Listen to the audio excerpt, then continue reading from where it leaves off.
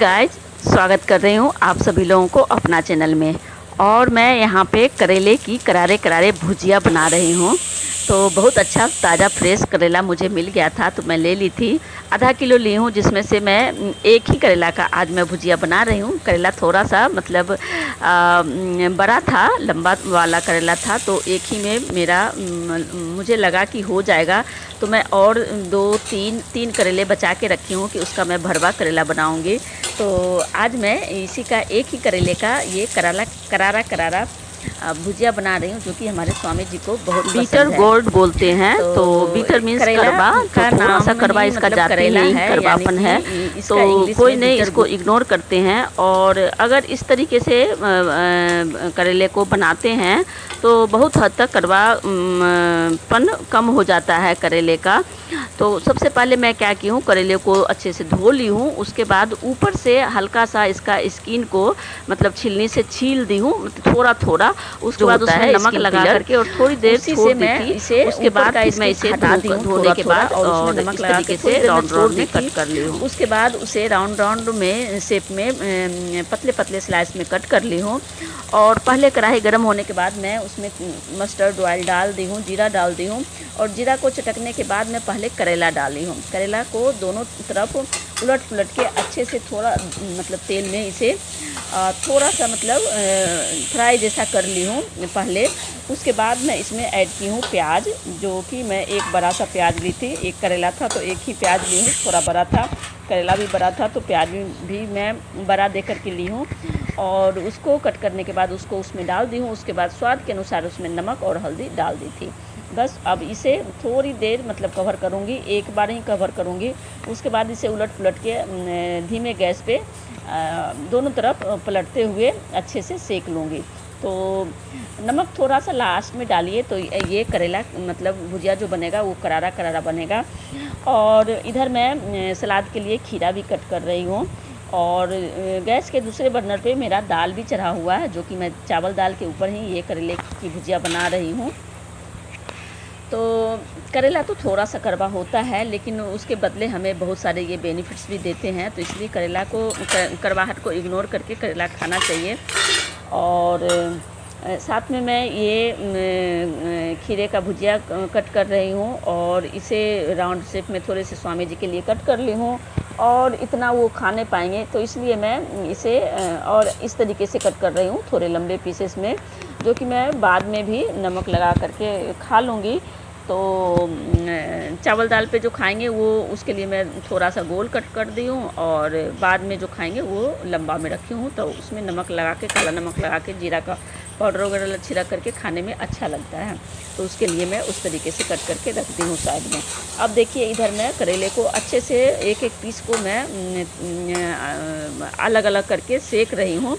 तो दोनों तरफ से इस तरीके से अगर आप सेकते हैं ना, तो अच्छा से करारा बनता है, तो उसमें कड़वा भी कम लगता है। और मेरे स्वामी जी ऐसा ही पसंद करते हैं, तो उनके लिए मैं इसी तरीके से बना देती हूँ थोड़ा करारा करके। और रह गई मेरी बात, तो मैं तो करेला कैसा भी दे दीजिए, मुझे कोई दिक्कत नहीं, करवा से मुझे कोई परेशानी नहीं है। हाँ, जब मैं छोटी थी बचपन में, मतलब मैं भी नहीं खाती थी करवा की वजह से। लेकिन जैसे जैसे बड़ी होती गई ना, इसका फ़ायदा जानते गई, वैसे वैसे मुझे इससे प्यार होते गया। और मैं तो इसे अब बस कच्चा छोड़ करके कैसे भी रूप में दीजिए मैं खा लूँगी। और मेरी माँ तो यहाँ तक बोलती थी कि जब वो मेरी माँ की जब जो बचपन थी ना, उसमें वो बताती थी कि वो जब बीमार पड़ती थी ना, तो उन्हें कच्चा करेला दिया जाता था खाने के लिए। और माँ बताती थी, वो अपनी दादी की कहानी मुझे अच्छी तरीके से याद है। उनकी दादी जब बीमार पड़ती थी, मतलब पहले ऐसा होता था कि एक बार अगर किसी के घर में बुखार वगैरह आ जाता था ना, तो वो पूरे परिवार को ख़त्म कर देता था। मतलब क्या क्या हैजा, प्लेग जैसा बीमारी होता था, और बुखार भी ऐसा होता था ना जैसे टाइफाइड वगैरह होता है, उस तरीके से होता था कि वो मतलब एक बार बुखार चढ़ गया ना, तो वो मतलब इंसान को ना उल्लास में कन्वर्ट करके ही छोड़ता था। तो मेरी माँ की दादी जो थी ना, वो बताती थी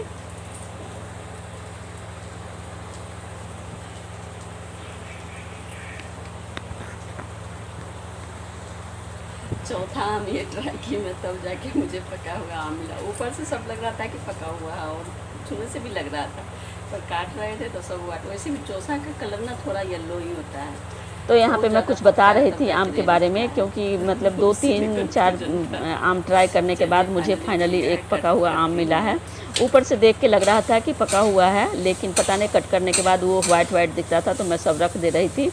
तो चलिए फाइनली मिल गया है, तो मैं अब आम भी कट कर रही हूँ। तो पूरा स्किन उतारना पड़ता है मुझे, स्किन उतार के ही काटती हूँ आम को भी। तो मैं बता रही थी कि मेरी माँ की जो दादी थी ना, उनकी स्टोरी, जब वो बीमार पड़ती थी, तो एक बार की बात है कि जब वो बीमार पड़ी थी, बहुत दिन तक फीवर नहीं उतर रहा था। जो भी पहले तो डॉक्टर कम, वैद्य ज़्यादा होते थे, तो कई वैद्य आए, दवा वगैरह दिए, और उसके बावजूद मतलब बुखार नहीं उतर रहा था। तो इतना ज़्यादा एक दिन बुखार चढ़ गया था कि दादी बुखार में ही वो उठ करके, जैसे होता है ना कि बुखार में मतलब जब ज़्यादा बुखार हो जाता है तो वो दिमाग में चढ़ जाता है, तो उस टाइप का बुखार चढ़ गया था।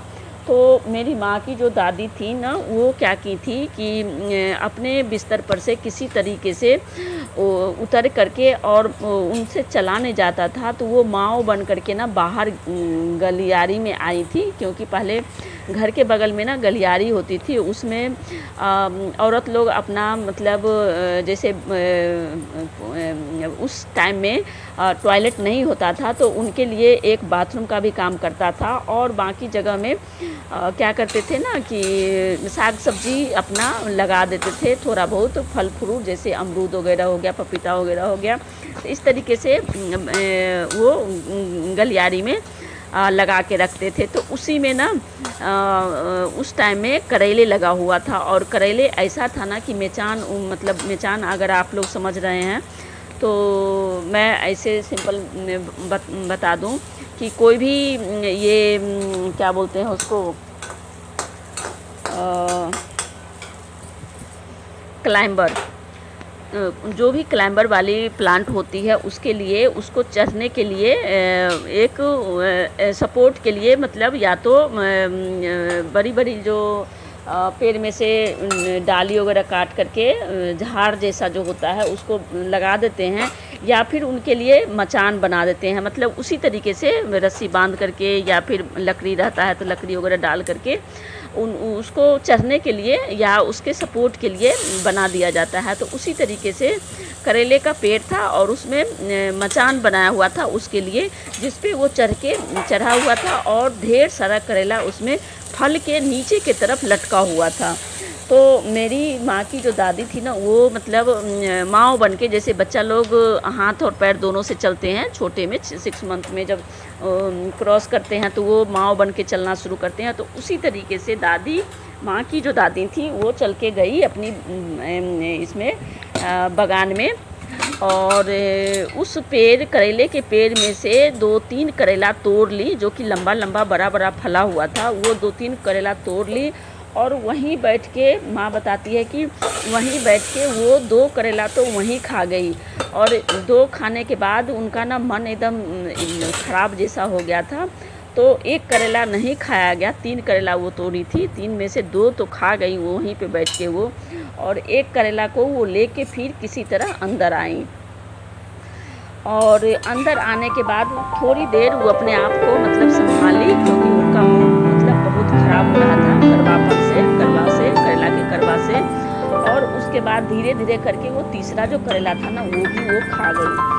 उसके बाद क्या हुआ कि धीरे धीरे ना उनका फीवर डाउन होने लग गया, यानी कि इतनी तेज़ जो फीवर थी, जिसमें मतलब वो दिमाग में चढ़ा हुआ था फीवर, वो खुद से कुछ बोलती थी उस समय, जब उनकी बहुत ज़्यादा तबीयत ख़राब हो गई थी। और कितने सारे वैद्य आए थे, और अपना दवा जड़ी बूटी जो भी होता था वो दिए थे, वो अपना भर इलाज करके गए थे, लेकिन फीवर नहीं उतरा था।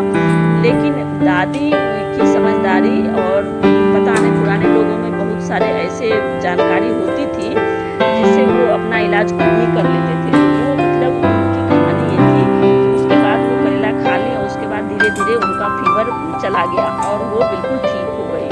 तो जब भी करेले की बारी आती थी, मतलब हम लोगों के टाइम में जब भी घर में करेला आता था, और हम लोग नाक भौं सिकुड़ाते थे करेला को देख करके ना, तो मेरी माँ यही वाला कहानी मतलब बार बार सुनाती थी। वो अपनी दादी की कहानी मतलब सुनाती थी। तो आज भी हम लोगों को वो चीज़ याद है। तो वही इसलिए मैं बताती हूँ कि केरला में ये इसका जाति ही है कड़वा, लेकिन उसके बदले में हमें बहुत सारे बेनिफिट्स देते हैं। देखिए हमारी थोड़ी सी लंबी कहानी हो गई थी। उतना देर में मेरा मतलब लंच थाली बन करके तैयार हो गया है। तो मैं लंच बनने के बाद देखिए चावल बहुत अच्छा सा खिला खिला चावल बना था, अरहर का दाल बना था, करेले का मैं करारे करारे भुजिया बनाई हूँ, तुरई की चटनी है, साथ में सलाद है और दही है, फ्रेश दही है और आम है, मीठे मीठे आम है। तो सब मैं थाली लगा ली हूँ, सर्व कर दी हूँ। तो आई होप आप लोगों को ये हमारा हेल्दी एंड टेस्टी लंच थाली पसंद आएगा तो अपना चैनल को सपोर्ट कीजिएगा और लाइक शेयर एंड कमेंट्स करना बिल्कुल मत भूलिएगा। नए हैं तो सब्सक्राइब कर लीजिएगा और जहाँ तक हो सके अपने दोस्त रिश्तेदारों में हमारा ये वीडियो शेयर कर दीजिएगा। तो चलिए इसी उम्मीद के साथ फिर मिलती हूँ नए ब्लॉग में नई रेसिपी के साथ। तब तक के लिए टाटा एंड बाय। आप लोग भी अपना ध्यान रखिए, अपनों का ध्यान रखिए और हमारे मिष्टू रानी से मिलते जाइए।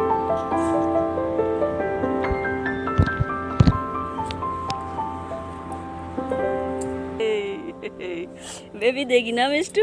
कब देगी? गोल मटोल सी प्यारी सी सुंदर सी मिष्टू रानी हमारी।